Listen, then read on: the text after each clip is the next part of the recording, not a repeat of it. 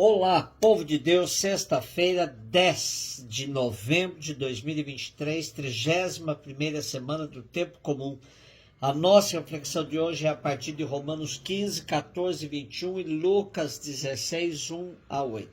Meus irmãos, de minha parte estou convencido a vosso respeito que vós tendes bastante bondade e ciência, de tal maneira que podeis admoestar-vos uns aos outros. No entanto, em algumas passagens eu vos escrevo com certa ousadia, como para reavivar a vossa memória em razão da graça que Deus me deu.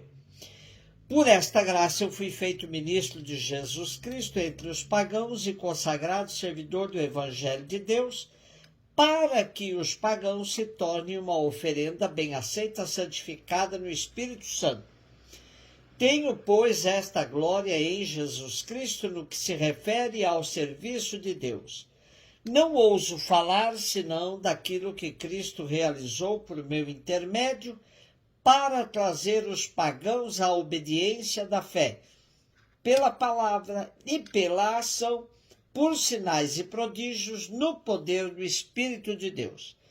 Assim eu preguei o Evangelho de Cristo desde Jerusalém e arredores até a Ilíria, tendo cuidado de pregar somente onde Cristo ainda não for anunciado, para não acontecer eu construir sobre alicerce alheio.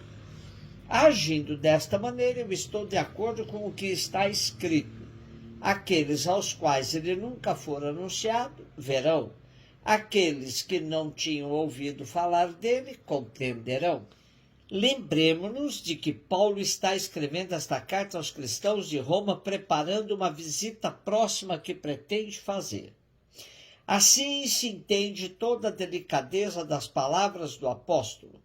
Justifica-se por algumas palavras que possam ser interpretadas como um tanto agressiva, ousadas.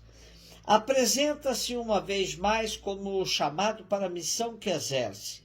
Reconhece que eles estão cheios de boa vontade e repletos de toda espécie de conhecimento, que têm capacidade para se aconselharem uns aos outros segundo o pensamento do Senhor. Assim, ele limita-se a tornar viva a memória sobre o que já sabem e afirma ainda que continuará buscando aqueles que não conhecem a Cristo. Lucas 16, de 1 a 8. Jesus disse aos discípulos: um homem rico tinha um administrador que foi acusado de esbanjar os seus bens. Ele o chamou e lhe disse: que é que ouço falar a teu respeito? Presta contas da tua administração, pois já não podes mais administrar meus bens. O administrador então começou a refletir: o Senhor vai me tirar a administração, o que vou fazer? Para cavar não tenho forças, de mendigar tenho vergonha. Já sei o que fazer. Para que alguém me receba em sua casa quando eu for afastado da administração. Então ele chamou cada um dos que estavam devendo ao seu patrão e perguntou ao primeiro: quanto deves ao meu patrão? Ele respondeu: 100 barris de óleo. O administrador disse: pega a tua conta, senta-te depressa e escreve 50.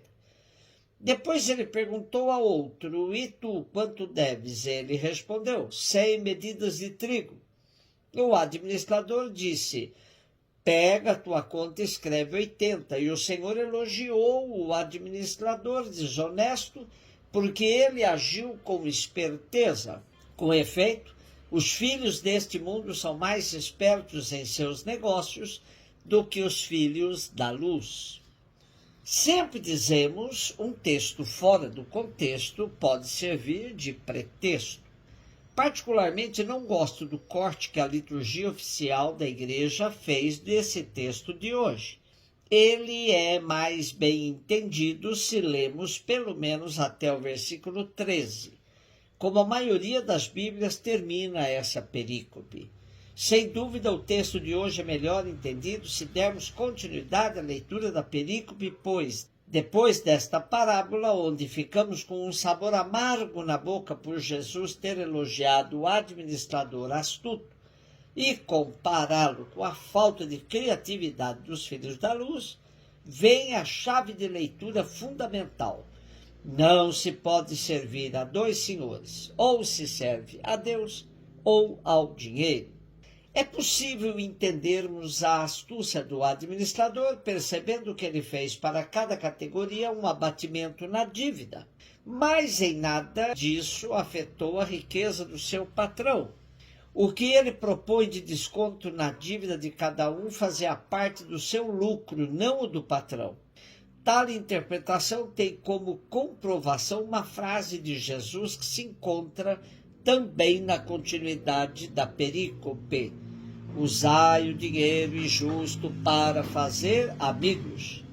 Daí que o homem rico ficou admirado com a esperteza do seu administrador.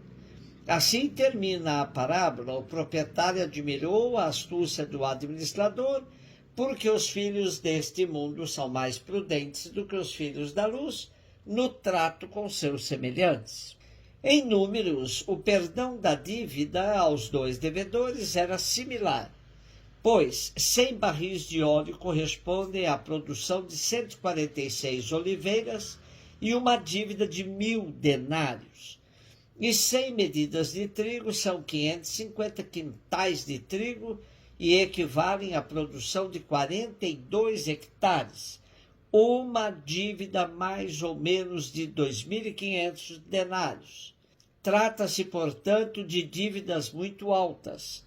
A redução de um e de outro produto no pagamento da dívida são mais ou menos do mesmo valor e, expresso em valor monetário, perfazem 500 denários.